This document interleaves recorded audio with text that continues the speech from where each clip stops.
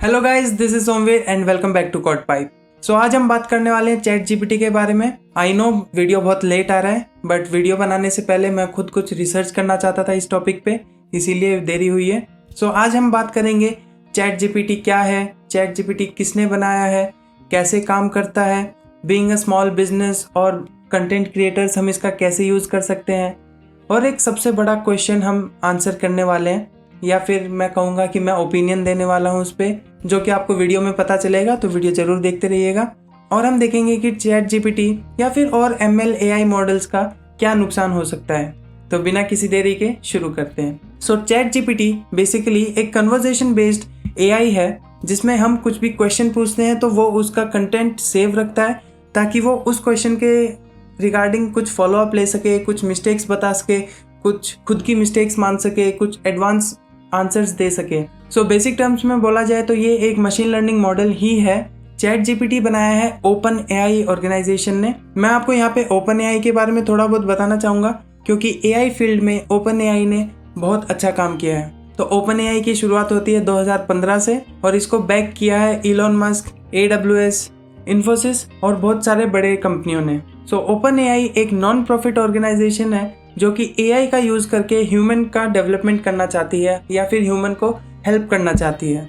Open AI ने सबसे बड़ा काम किया था गेम फील्ड में। 2016 में ओपन AI ऑर्गेनाइजेशन ने कुछ ऐसे मॉडल्स पे काम करना शुरू किया जो कि गेम फील्ड में यूज़ हो सकें। इसका रिजल्ट ये हुआ कि जो ओपन AI ने मॉडल बनाया था गेम के लिए, उसने खुद Dota 2, जो कि बहुत फेमस गेम है, वो खेलना सीखा, और थोड़े टाइम में वो खुद अपने अगेंस्ट खेल खेल के इतना अच्छा हो गया था कि वो कुछ हद तक ह्यूमंस को कंपटीशन दे सकता था।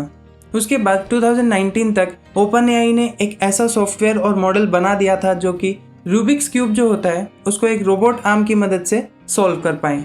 इसके बाद ओपन AI ने 2020 में म्यूजिक जनरेशन के मॉडल शुरू किए, जो कि अपने आप कुछ तरह का म्यूजिक जनरेट कर सकता था। इसी दौरान इस डेवलपमेंट को देख के ओपन AI एंड माइक्रोसॉफ्ट का एक डील हुआ, जिसमें माइक्रोसॉफ्ट ने उन्हें हेल्प करने का प्रॉमिस किया। उसके बाद ओपन AI का सबसे बड़ा प्रोडक्ट था DALL-E, जो कि अगर हम कुछ सेंटेंस देते हैं उससे वो हमें एक इमेज फॉर्म करके देगा। सो बेसिकली अगर मैं एक बोलता हूँ एक डॉग का स्पेस क्राफ्ट में मून के पास एक इमेज चाहिए, सो वो एक इमेज हमें जनरेट करके देगा, या फिर कोई और वर्ड या फिर कोई और सेंटेंस जिसकी हमें इमेज चाहिए हो, ये जो मॉडल है ये हमारे लिए इमेज क्रिएट कर देगा। और ये काफ़ी फेमस भी हुआ था उस दौरान। उसके बाद जन्म हुआ ओपन AI के GPT-3 का, जो कि है जनरेटिव प्री ट्रेन्ड ट्रांसफॉर्मर। और ये मॉडल बेसिकली NLP पे बेस्ड था, जो कि है नेचुरल लैंग्वेज प्रोसेसिंग। ये एक AI/ML का टर्म है, विच मीन्स जो भी हमारी लैंग्वेज है, let's say English, French, Hindi etcetera, ये सब को जो मॉडल है वो समझ सकता है, उसको मैनिपुलेट कर सकता है, उसको क्रिएट कर सकता है। तो ये कॉन्सेप्ट था GPT-3 के पीछे, और इस मॉडल को बहुत सारी कंपनीज ने अडॉप्ट करना शुरू किया ताकि वो अपने कस्टमर्स को समझ सकें, उनकी हेल्प कर सकें, कस्टमर सर्विसेज में इम्प्लीमेंट कर सकें।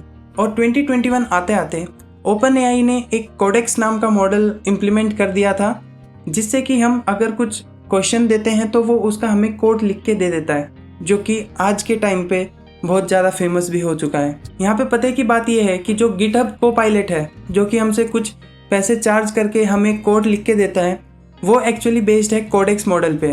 अब यहाँ पे मेरे दिमाग में एक क्वेश्चन आता है, एक AI और ML के मॉडल को ट्रेन करने के लिए हमें डेटा चाहिए होता है, जो कि सही होना चाहिए ऑब्वियसली। तो क्या गिटहब हमारा जो ओपन सोर्स डेटा है उसको यूज़ करके एक मॉडल बना रही है और उस मॉडल से हमसे ही पैसे ले रही है? क्या ये एथिकल है? क्या ये सही है? और क्या ये हुआ भी है? ये एक बहुत बड़ा क्वेश्चन है। हो सकता है मैं कहीं ना कहीं गलत हूँ, बट आपकी क्या राय है इस पे, आप मुझे कमेंट्स में ज़रूर बताएं। ये सब होने के बाद ओपन AI ने निकाला चैट GPT, जो कि GPT-3 मॉडल पे बेस है। बस उसमें कॉन्वर्जेशन का जो मॉडल है वो ऐड किया है, जो क्या करता है, जो भी हम क्वेश्चन पूछ रहे हैं, क्वेरी कर रहे हैं, उसका एक कंटेंट सेव कर लेता है, ताकि वो नेक्स्ट क्वेश्चन में या नेक्स्ट आंसर में हमसे फॉलोअप ले सके, या फिर हमें उस पर रिप्लाई कर सके। तो ये था ओपन AI के बारे में और चैट GPT कैसे बना उसके बारे में। अब चलिए बात करते हैं कि AI और ML काम कैसे करता है। यहाँ पे मैं सबसे पहले एक एग्जांपल लेना चाहूँगा छोटे बच्चे का। एक न्यूबॉर्न बेबी जो होता है उसको कुछ नहीं पता होता है जब वो दुनिया में आता है। उसको धीरे धीरे हम एक सेट ऑफ लैंग्वेज उसको सिखा देते हैं कि आप हिंदी बोलेंगे, आप इंग्लिश बोलेंगे एटसेट्रा। उसके बाद जब वो बच्चा धीरे धीरे बड़ा होता है तो उसको बाहर से कुछ चीज़ें सीखने को मिलती हैं, उसके फ्रेंड से, वो बाहर किन लोगों से मिलता है एटसेट्रा। तो अगर बच्चा कुछ गलत बोलता है, कोई गलत शब्द का उपयोग करता है, तो पेरेंट्स या फिर टीचर्स उसे करेक्ट करते हैं कि बेटा this is not the good thing, यहाँ पे सही वर्ड ये होगा, ये गलत वर्ड है।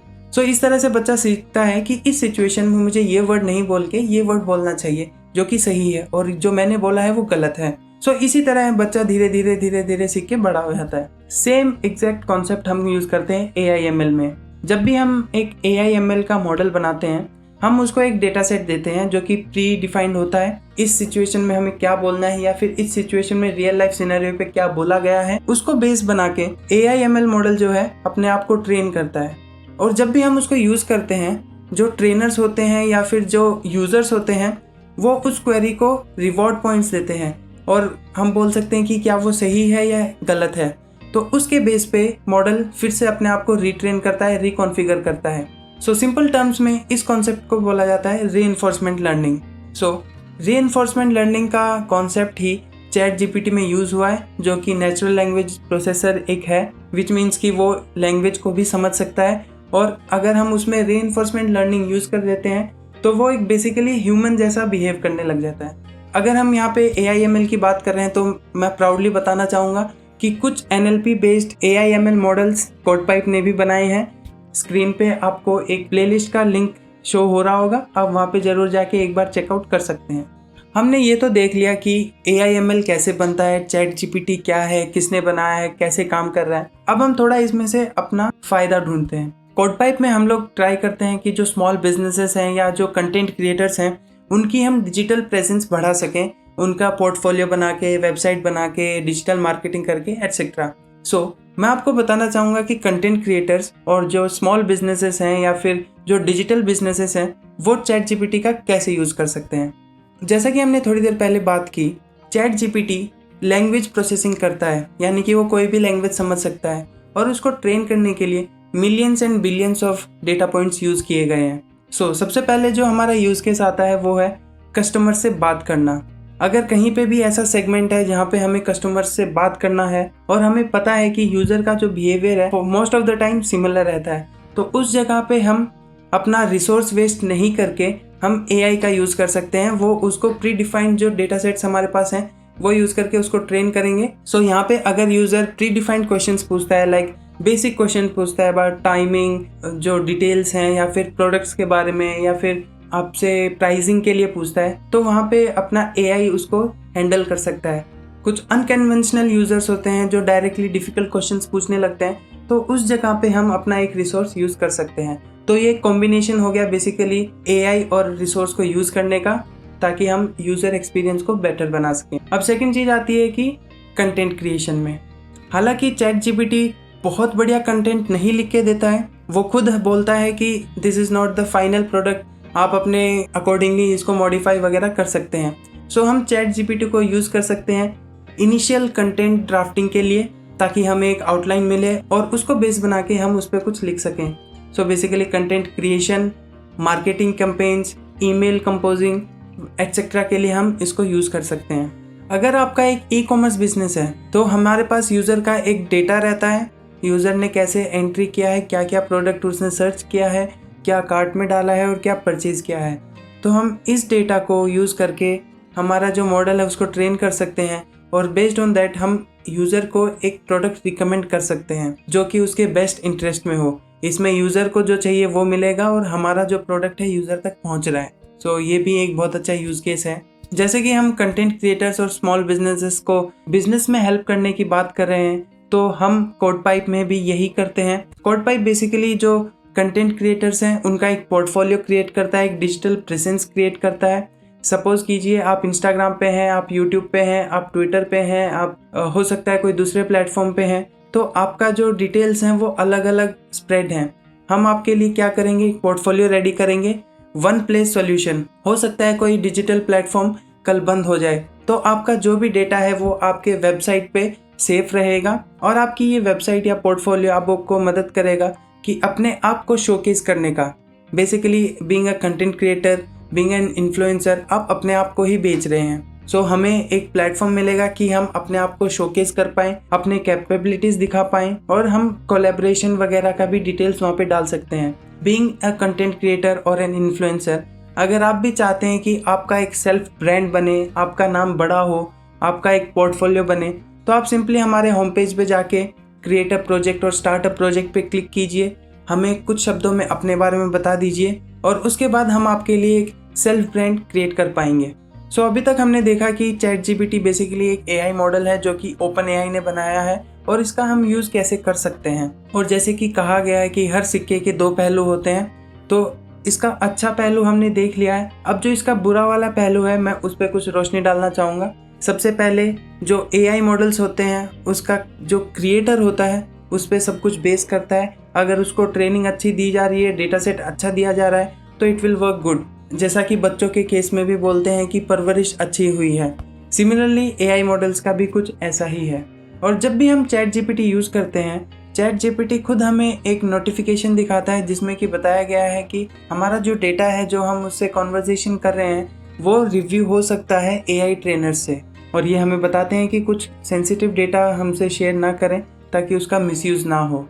सो बेसिकली जो भी हम ChatGPT से बात कर रहे हैं वो डेटा यूज़ होता है उसके फर्दर ट्रेनिंग के लिए। सो सबसे पहले कि जैसा हमने ChatGPT में भी देखा कि जो भी हम उससे कॉन्वर्जेशन कर रहे हैं वो रिव्यू हो सकता है उनके ट्रेनर्स के द्वारा, ताकि वो उस मॉडल को और अच्छे से ट्रेन कर पाएँ। सिमिलरली अगर हम कुछ सेंसिटिव डेटा वहाँ पे पोस्ट कर देते हैं, लेट्स से हमारे कुछ निजी पर्सनल डिटेल्स जैसे क्रेडिट कार्ड डिटेल्स या फिर पासवर्ड्स एक्सेट्रा या कुछ और भी डिटेल्स, सो ये डिटेल्स पूरे इंटरनेट पे एक्सपोज हो सकती हैं क्योंकि जो मॉडल है इस इंफॉर्मेशन को लेके अपने आप को ट्रेन करेगा। और आज की डेट में जब हर एक इंसान बहुत सारा डिजिटल कंटेंट दिन में कंज्यूम करता है, AI अगर कुछ गलत इन्फॉर्मेशन हमें प्रोवाइड कर रहा है तो उससे रॉन्ग वे में इन्फ्लुएंस होना बहुत लाजमी है। सबसे बड़ा एग्जांपल टिकटॉक का है। एक रिसर्च में बताया गया है कि अगर हम कुछ गलत वीडियोस टिकटॉक पे देखने लग जाते हैं, let's take example of sad videos, तो एल्गोरिदम उसको पिक करेगा और हमें ऑलवेज सैड वीडियोस ही शो करेगा, जो कि इंटर्न हमें मेंटली भी अफेक्ट कर सकते हैं।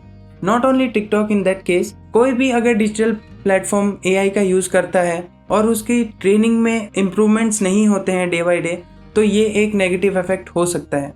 कुछ ऐसी न्यूज़ भी सुनने में आई हैं कि कुछ कंट्रीज़ अपने जो इंडिविजुअल सिटीजन्स हैं उनका डेटा ट्रैक कर रही है। लेट्स से आपने कार में बैठ के अपना वाईफाई पे कहीं पे लॉगिन किया, वो इन्फॉर्मेशन कहीं स्टोर होगी। आपने ऑफिस में जाके थंबप्रिंट दिया, मे बी कोई बायोमेट्रिक और किया है आपने, तो वो इन्फॉर्मेशन भी रिकॉर्ड हो सकती है। आपने कहीं पे जाके कार्ड स्वाइप किया है, ट्रांजैक्शंस की डिटेल रिकॉर्ड हो सकती है।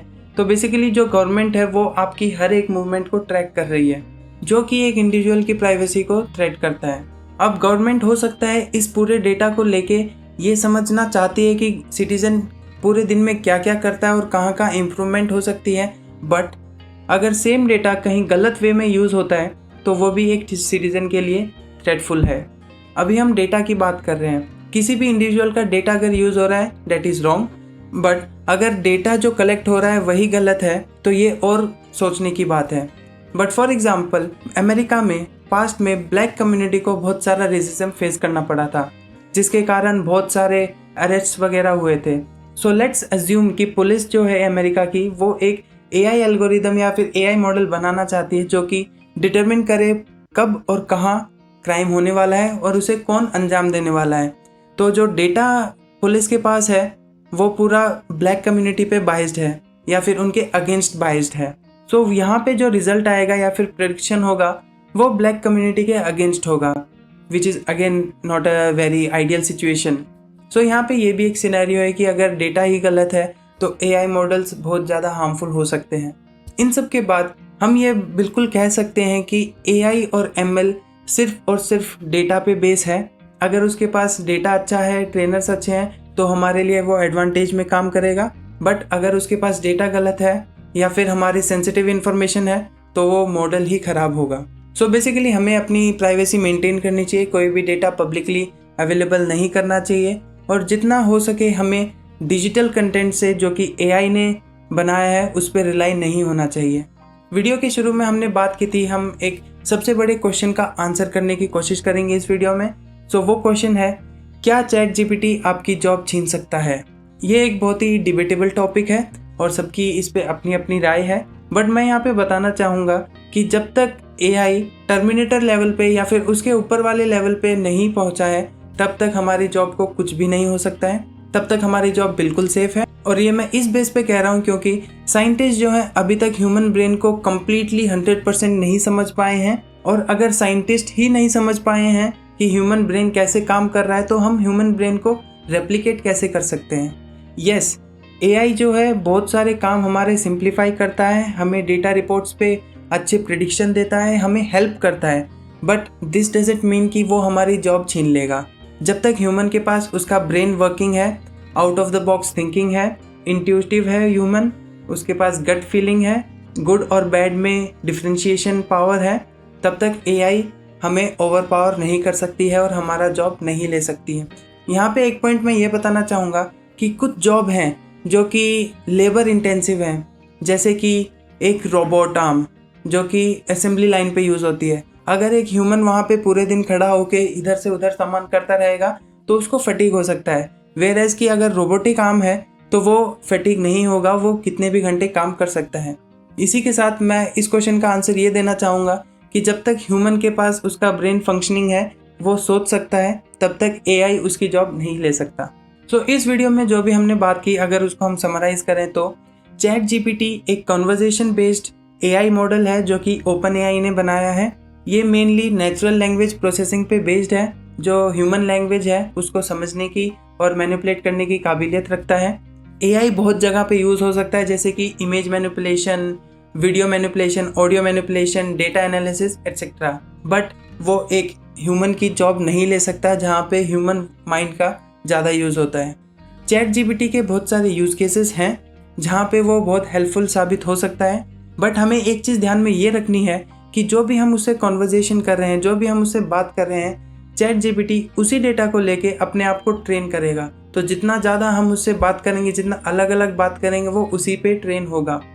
एंड लास्टली मैं आपसे कहना चाहूँगा, आज के टाइम में डेटा बहुत इंपॉर्टेंट है। आपको अपनी प्राइवेसी मेंटेन रखनी है और ट्राई करना है कि आपका जो प्राइवेसी डेटा है या फिर आपका किसी प्रकार का डेटा है वो कहीं गलत इस्तेमाल में यूज़ ना हो। इसी के साथ हम आज की वीडियो का समाप्ति करते हैं। अगर आपको वीडियो अच्छा लगा हो तो लाइक कीजिएगा। अगर आप एक कंटेंट क्रिएटर हैं तो कोडपाइप आपको पोर्टफोलियो में हेल्प कर सकता है, डिस्क्रिप्शन में लिंक है, हैव अ लुक। इसी के साथ मिलते हैं अगले वीडियो में एक और इन्फॉर्मेशनल वीडियो के साथ। तब तक के लिए गुड बाय।